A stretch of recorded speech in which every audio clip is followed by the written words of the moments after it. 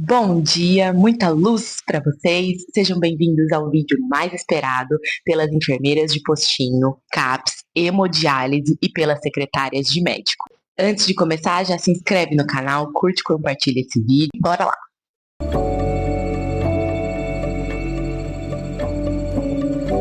O vídeo de hoje é sobre preenchimento de LME.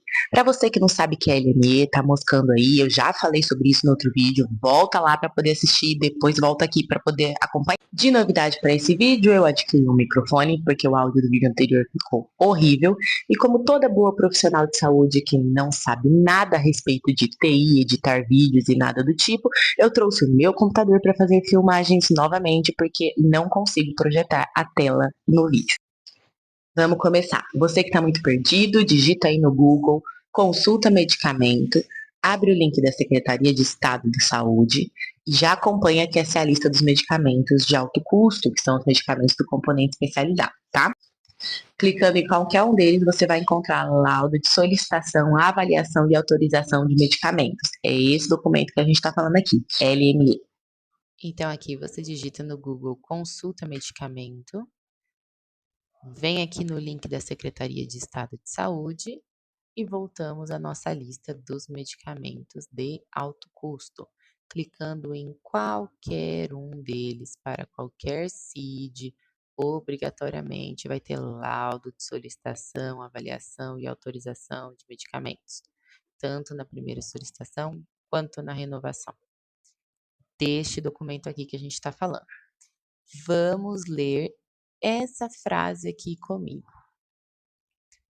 Preenchimento exclusivo pelo médico solicitante. Não adianta reclamar com farmacêutico, enfermeira, secretária a respeito do preenchimento disso aqui. Isso aqui é responsabilidade do médico. Se ele designa essa função para outra pessoa, a culpa é dele. Aqui é médico que assina e carimba, tá bom? Esse documento, do item número 1 até o item número 16, ele tem que ser inteiro digitado ou inteiro manuscrito. Ele não pode ter os dois juntos, que a gente chama de LME mista. Eles fazem essa exigência por conta de evitar a falsificação, a adulteração e essas coisas. Ah, mas eu fiz o LME inteiro digitado. Eu vou ter que fazer tudo de novo porque eu esqueci de colocar alguma coisa? Você, médico, consegue colocar a informação que faltou, a caneta. Tudo que você colocar vai ter que ser batido carimbo e assinado junto. Então, por exemplo, esqueci de colocar aqui o CID. Você pode colocar a mão do lado, você coloca o seu carimbo e a sua assinatura. Esqueci de colocar peso e altura do paciente. Coloca a caneta e depois você bate o carimbo e assina. Tudo que tem asterisco na LME é de preenchimento obrigatório. Tem que ter alguma informação lá. Tem algumas coisas que não tem asterisco, aí é opcional.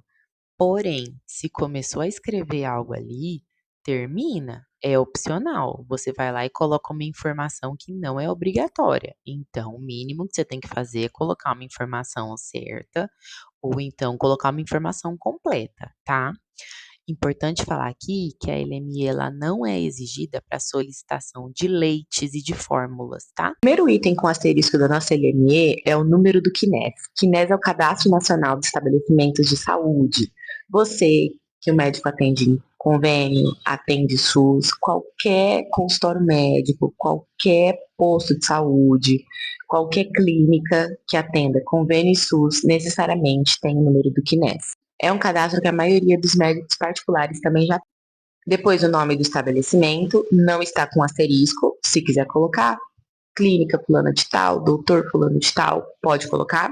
Um ponto importante que vale ser dito aqui é que no número do CNES, se você optar por colocar o nome do estabelecimento, esse nome tem que condizer com o que foi cadastrado no CNES. O seu médico chique reformou a clínica dele, colocou aqueles nomes internacionais, Health, Care, Life, aí tem que ver como é que tá no CNES. Não adianta você colocar doutor fulano de tal, se no CNES estiver clínica, health, life, care. Tem que colocar igual tá no cadastro do CNES. Isso você consegue achar pelo Google. É só se digitar o número do CNES no Google, consulta CNES e coloca o número. E aí já aparece o nome da clínica de como que tá no cadastro lá. Outra coisa importante, às vezes o seu médico atende em mais de uma clínica, ou então atende em postinho de saúde e também tem uma clínica particular. Cuidado para não colocar o número do CNES de um lugar e colocar na descrição outro lugar. Já aconteceu isso aqui também. E olha só que legal, aqui na própria LME para você preencher, ele te dá a opção de você buscar o CNES e te direciona para o site que você busca o CNES. Pode ser de público ou privada. A única coisa que eles exigem é o nome da denominação comum brasileira, DCB, que a gente chama de nome genérico. Não adianta vir com marca de medicamentos, nome de medicamentos de referência, que não vai dar certo. Mas é fácil de colocar o nome genérico. É um link que você clica e dá para você procurar. Você não precisa decorar ou saber de cabeça o que tem, o que deixa de ter, as miligramagens que tem ou deixa de ter. Nome completo do paciente e nome completo da mãe do paciente tem que estar igual ao documento que for enviado junto com os documentos pessoais para a auditoria. Ah, mas eu casei, divorciei, não tenho mais esse nome, tirei, coloquei. Já avisa quem vai montar a LME. E se você monta a LME, a dica que eu deixo para você é que toda vez peça uma cópia do documento do paciente, para ter certeza que você está preenchendo da maneira correta. O item 5 e 6 é peso do paciente em quilos e altura do paciente em centímetros. Então, se o paciente mede 1,5 m, é 150, não é 1,5. Se você for montar mais de um LME no mesmo dia, o peso e a altura do paciente tem que estar igual nos dois. No mesmo dia, o peso e a altura do paciente são iguais. Não adianta num você colocar que ele está pesando 60 quilos e o outro que é no mesmo dia você colocar que ele está pesando 80. Já voltou a LME por conta disso. É incoerente. Aqui na parte dos medicamentos, tem digitar manualmente ou listar medicamentos. Se você colocar para digitar manualmente, você consegue escrever qualquer coisa. Se você colocar para listar os medicamentos, você vem aqui nessa setinha que vai aparecer todos os medicamentos que fazem parte do componente especializado, inclusive as suas apresentações, as suas miligramagens e inclusive também no nome genérico que a gente está falando aqui. É só você selecionar e já vem até escrito se é em cápsula, se é em ampola, o que que é. Aqui você vai preencher a quantidade de meses que você quer esse tratamento. Ah, eu quero um tratamento só para um mês. Você vem aqui e coloca, sei lá, 30 comprimidos para um mês, ou então, se for 2 por dia, 60 comprimidos para um mês, e acabou. Vai vir um mês só. Se você quiser que venha os 6 meses, você repete, mais 60 no segundo mês, mais 60 no terceiro mês, mais 60 no quarto mês, e assim consecutivamente para poder vir 6 meses de medicação para você. Na hora de preencher isso aqui, sempre dá uma olhadinha no protocolo para colocar a quantidade de medicamento certa, de acordo com o que é autorizado a dispensar pelo Estado. Aqui, se você quiser incluir um outro medicamento, às vezes tem medicamento que tem dose de ataque, aí esse preenchimento é diferente. Tem medicamento que é trimestral, então você vai preencher só aqui no primeiro e no quarto mês, que vai ser fornecido só para 90 dias. E aí você pode incluir mais medicamentos no mesmo LME. Outra coisa que eu vou deixar aqui exemplificado para vocês. Ai, faz de conta que o médico quer que você toma 60 miligramas de atorvastatina por dia. Aqui ele vai colocar 30 e aqui ele vai colocar mais 30 para você receber um comprimido de 40 e um comprimido de 20. Ou então ele coloca somente a atorvastatina de 20 miligramas e coloca 90 comprimidos. Toma muito cuidado com esse negócio de ficar fracionando o medicamento. Ah, eu quero que ele toma 1,5, eu quero que ele toma 3,5. Cápsula não fraciona, comprimido revestido não fraciona. Tem processo que volta por conta disso. Sempre dê preferência a comprimido inteiro. O item 9 é sobre o CID. O CID é aquela sigla que eu falei que diz respeito à sua doença. Geralmente ela é uma letra, dois números, um ponto e um outro número. Então, por exemplo, G40.1, G40.2, E78.4, E78.3. É um exemplo.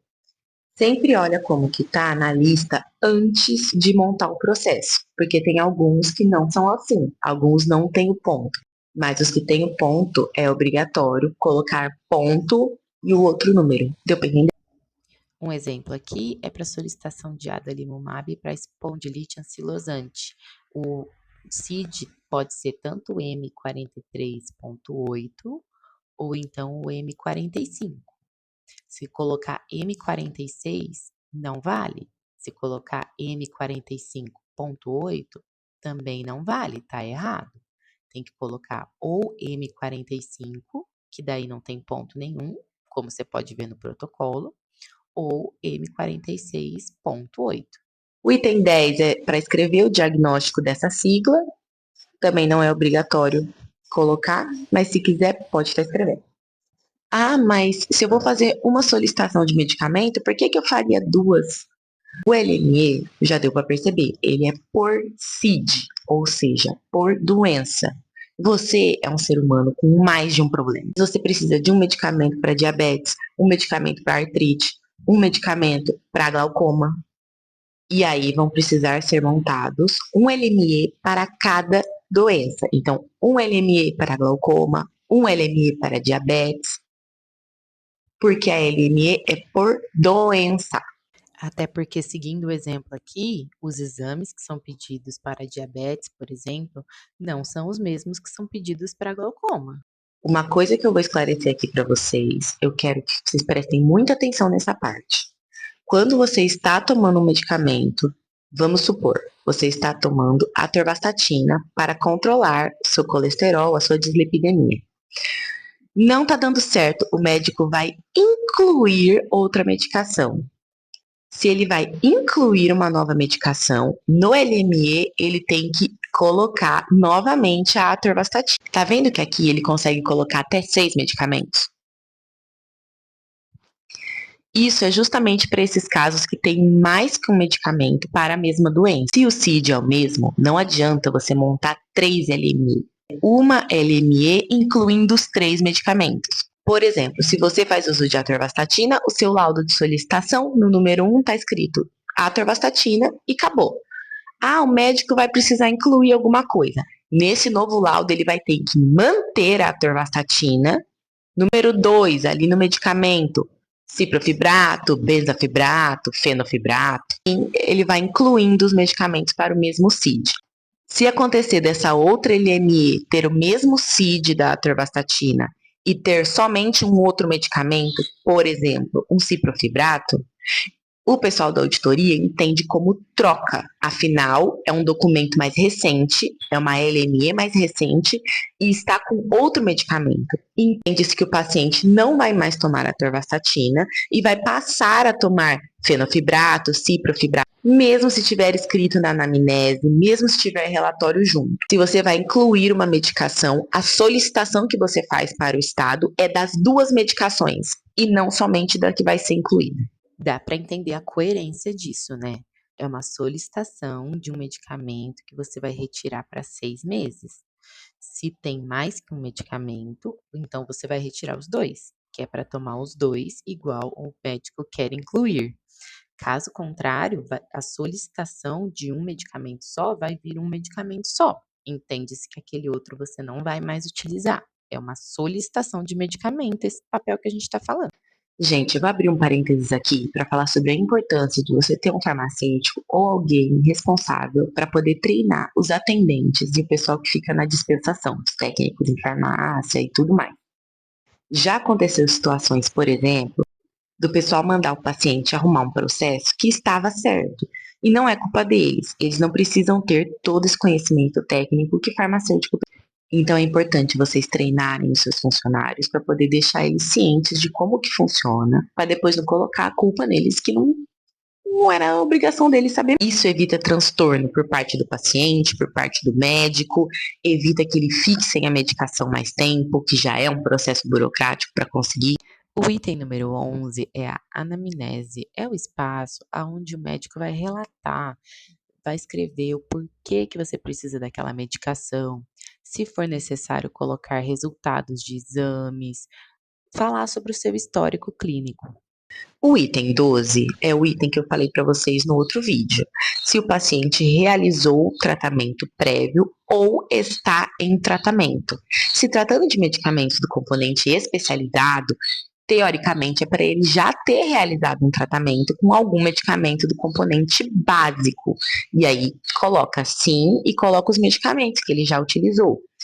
O paciente já vai solicitar a 10ª renovação, para a 10ª continuidade do medicamento. O médico vai lá e coloca que não está em tratamento. Se já está em tratamento, flega que sim e coloca em tratamento. O item 13 é o atestado de capacidade. Lá pergunta o seguinte: o paciente é considerado incapaz? Se ele for considerado incapaz, se você marcar que sim aqui, você tem que colocar o nome da pessoa que vai ser a responsável por esse paciente. Tá escrito nome do responsável, não é para colocar a filha, a mãe, o marido, é para colocar o nome completo da pessoa.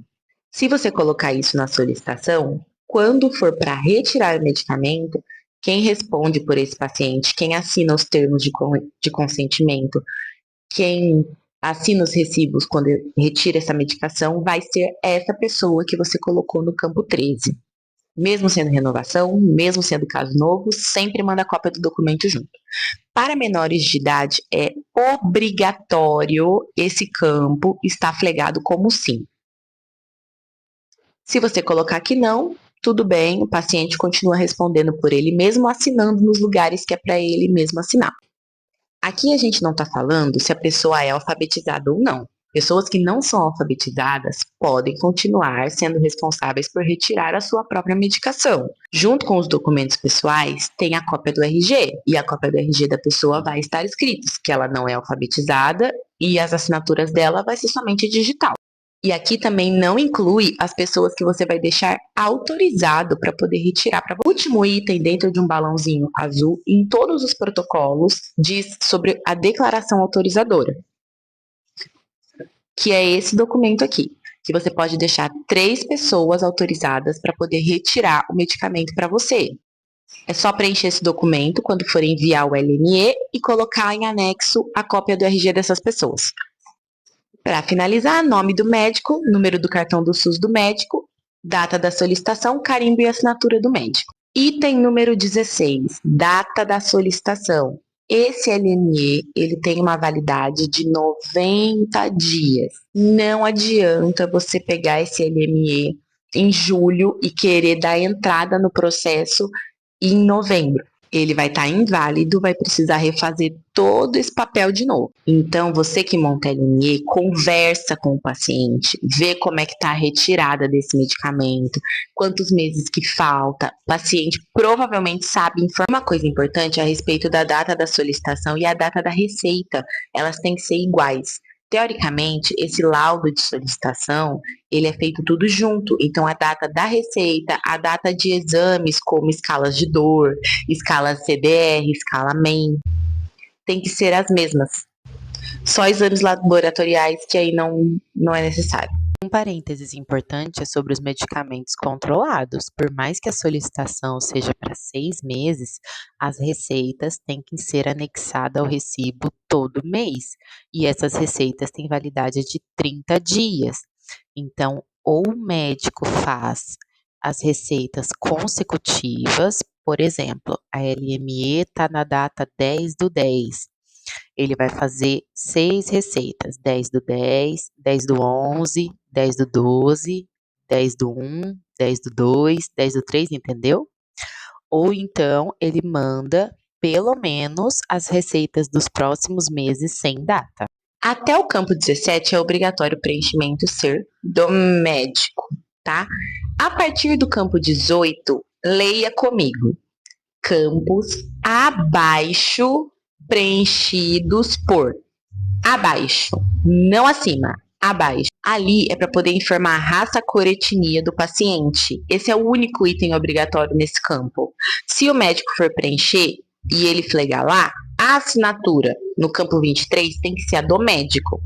Mas se o médico não quiser preencher essa parte de baixo, não precisa, pode ser qualquer pessoa.